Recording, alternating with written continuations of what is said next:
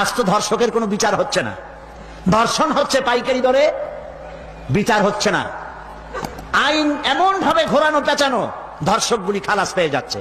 আবার নতুন কিছু ধর্ষক তৈরি হয়েছে, ধর্ষণ করে মেয়েটাকে হত্যা করে। আযানিয়াতু ওয়াযানি ফাজলিদু কুল্লা ওয়াহিদিন মিনহুমা মিআতা জালদা। আল্লাহ তাআলা বলেছেন জেনাকারের শাস্তি হচ্ছে 100 দোররা মারা এবং প্রাণদণ্ড দেওয়া। জেনাকারের শাস্তি প্রাণদণ্ড দাও।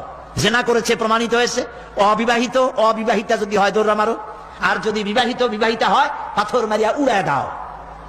আজ তো ধর্ষকের কোনো বিচার হচ্ছে না, ধর্ষণ হচ্ছে পাইকারি দরে, বিচার হচ্ছে না। আইন এমন ভাবে ঘোরানো পেঁচানো, ধর্ষকগুলি খালাস পেয়ে যাচ্ছে। আবার নতুন কিছু ধর্ষক তৈরি হয়েছে, ধর্ষণ করে মেয়েটাকে হত্যা করে। নাউজুবিল্লাহ, বলেন নাউজুবিল্লাহ। এগুলো মানুষ না, এগুলো জানোয়ার। মনে রেখো, তুমি যার মেয়ে, কারো মেয়ে অথবা কারো বোন অথবা কারো বউকে যদি এইভাবে বেইজ্জত করে থাকো, তোমার বউ, তোমার বোন, তোমার মেয়ে অক্ষত থাকবে না। এই ধরনের তাদের উপরে ধর্ষণ হবে। বলেন নাউজুবিল্লাহ, বলেন নাউজুবিল্লাহ। অশ্লীলতার প্রচার প্রসার যত বেশি হবে, জেনা ব্যভিচার তত বেশি হবে, ঠিক কিনা?